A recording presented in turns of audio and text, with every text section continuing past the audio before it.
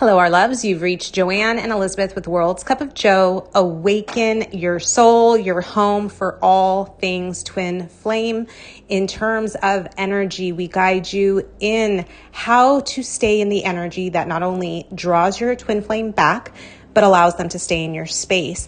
Today's video we have is a great one, and I think a lot of you guys can relate. Those of you that have magnetized your person in some capacity only to find that they start pulling again. How do you balance the energy once they start coming in and then you notice that they pull again? So without further ado, let's get on to our video. Here's the question. My person is currently calling me and our communication has now shifted to that mode. I watched the balancing program regarding how to handle calls from my TF. My main point is that he's kind of intimate in conversations with me. When he says intimate things, what should be the apt response for him? Also, he talks about the future, plans to meet me, etc. The problem is that he desires me and craves me and wants to hear my voice, but as soon as he says anything about our future, I get into mind and it's hard to stop ruminating. He was able to call me multiple times during 3 to 4 days, period, and then he ghosted me after that. How do I handle intimate conversations via the phone and stay balanced in my connection? What I would say to you, my love, is you as the awakened one are the one that's able to balance your energy. It's only going to be you. It's not your person, because your person doesn't know about it. And so it's going to have to be through you and you alone. And so when you are doing anything, when it's in regards to balancing your energy, when you're doing any interactions, when it comes to your soul, you have to be in soul. So what does that look like? What does it look like when your twin flame texts you? You stay in soul. Well, when it comes to intimacy, physical, relating experiences, those aren't exactly soul, right? That's desire. It's in the lower scale of consciousness. If you can handle those experiences in the place of soul where you are being, so what does that look like? What's an example of that, Joanne? How am I going to stay in soul when my person's saying a lot of cray-cray things that can get the mind activated? My answer to you is you have to gauge your energy. So if you are finding yourself lowering your scale of consciousness in desire and going lower, lower, lower, lower, there will be that place where your person does have to ghost you. There will be that place where your person cannot talk to you. So you're creating this leap within yourself where you're no longer balancing your energy on your energy and choosing you. If something dips in your energy that makes you interact with your person that you're no longer in soul with, if it's this conversations, right? Intimate conversations, then that's not something you should balance yet. That's something you're going to have to continue to work through and be at the place of neutrality. And what does that look like? If you can interact with your person discussing intimate details without getting into mind, then you can do so. But if it puts you in mind, then it's one that you can't have conversations with your person on and be able to still sustain a permanent relating experience with them, because you're spiking your energy up and down. And so even though they're interacting with you, which means your energy is balanced, they come in with this really hot and heavy conversation with you. It puts you in mind. It makes you go lower than neutrality back to desire. Now you're seeing them separate. Now you're in separation consciousness. Now your person is running. Do you see the correlation between them being in your space because you're balanced and you are gauging your energy, to when you've lost yourself in the addictive energy, to where they do have to take a break from the addictive energy? Because what I'm hearing from you is they come in, they trigger you in those intimate situations, however way they are. It puts you in a lower scale, and then they're going to need a couple days or so to be able to come back to you when your energy's back to being balanced again. And usually it's when we've found ourselves, we are able to realign. We're able to get back into this place of soul, of choosing us and aligning with soul for us. But what happens is a lot of people forget that the reason why their person came back in is their energy, and that they were in soul. So my challenge for you is to only interact with your person when you're in soul, to only have these conversations, if you even so choose, if it resonates, when you're in soul. And if you're not, I would suggest putting a back seat, putting a halt on it, Not any different than if my person texted me and I wasn't feeling well, I'm not going to see them. Not any different than when my person texts or calls me and I'm not really in a high vibration. I'm in mine, definitely judging or having expectations and preference. I don't respond. This is now going to be a gauge in your energy in every now moment. How's my energy? How's my energy now? Where am I at now? That's what you are balancing, my love. So don't interact with your person when you are not in a place of no preference, no expectations, no judgment, because technically any twin flame can handle any interactions with their person if they're in the place of soul, because soul doesn't care if their person's coming in with intimate stuff. Soul doesn't care if you interact with in a way that puts you in desire, because you're still going to go right back into soul and get into that place of neutrality and above, because soul just is. Soul doesn't have any judgments of its experiences in the now, because it just is experiencing the now. So don't have interactions with your person if you are not aligned with soul. And to stay in soul, I would say keep being and leave the conversations. Get out of the conversations that spikes your energy. Listen to your inner guidance system. Give yourself breaks between conversations with your person. Don't let yourself be overdosed in the addictive energy to where your person is running your connection and you're not conscious of your own energy and staying balanced and aligning with soul. That is that permanent place, because that's still making this journey about them. That's still putting all the focus and people pleasing to our people and putting them in the pedestal, when really you're the pedestal, my love.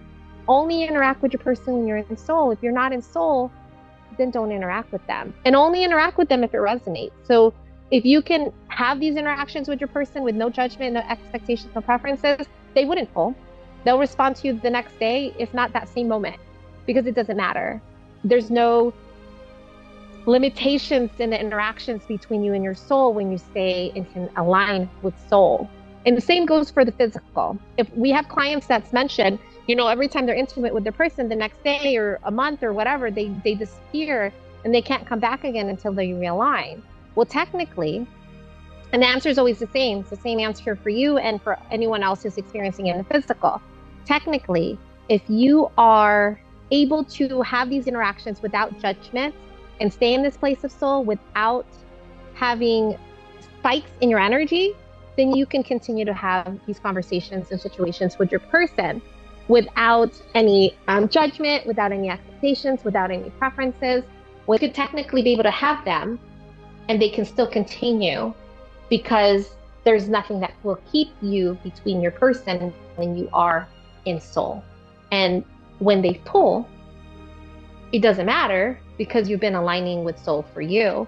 And the pulling will less and less likely happen the more you're aligning for you, genuinely, authentically for you, engaging your energy for you, to where you're never looking to them to see how your energy is, but gauging you to see how your energy is for you, not for them. What do you think, Lev? So why do we talk about balancing on this channel? Why do we emphasize so much about balancing when no one else really talks about balancing? Is because balancing is a whole different animal than trying to draw your person back in. It is learning to feel into your energy mixed with your person's energy, the most addictive energy there is, and being able to stay conscious.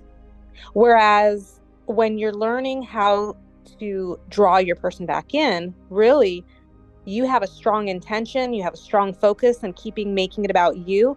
It's that makes you magnetic, and you draw your person back in.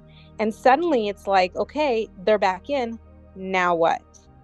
This is why we say balancing is the big leagues, because you've learned how to go within, focus on you, magnetize your person, but the mind will be super tricky. And as soon as they come back in, everything goes out the window. And all you can do is think about your person.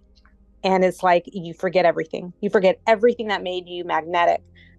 And so when we talk about balancing, it's because we want you guys to really know what it takes to sustain this connection, because it's unlike anything else you've ever experienced. And no one talks about how do you interact with someone from this place of non-judgment, of no preference and no expectation, this experience that you've never had to do with anybody else, because your energy enmeshed with theirs is like, it's like a fireball, right? And it becomes intoxicating. They become intoxicating, and the mind will ruminate over and over and over and over and over, good or bad, right? Duality. The mind is duality. And what you're trying to do in terms of balancing is stay conscious. Stay conscious when the mind wants to slip into the subconscious. Stay conscious through the emotion. Stay conscious through the energy. Stay conscious through the engagement. Stay conscious through the interaction. Stay conscious through the intimacy. Stay conscious. You're learning how to stay conscious and know that you're not the mind. And that's really, really hard to do when they're right in front of you or when they're talking to you. It is hard to stay conscious, but that is why balancing is so challenging. And this is why we're here to remind you. That's all you have to do. You have to stay conscious. So when we're talking about how do I engage intimately on the phone with my person, by staying conscious. And if you see that the mind is not capable of it, right? If you're not capable of calling out the mind and being aware that you're being lost in the mind through ruminating, then you're not able at this moment in time to engage in these. And that's okay. It's okay. It doesn't mean it's going to be forever. It just means you're still practicing taking those baby steps, right? I love when Abraham Hicks says, a toddler doesn't just start walking without crawling, right? And you're not harsh on that toddler when they fall down, when they're taking their first steps. You give them compassion. When you're learning how to balance, you give yourself compassion, because it's not like, okay, I'm balanced and everything's easy now. No, you're going to be like that toddler that's learning how to walk, and you're going to fall down a few times.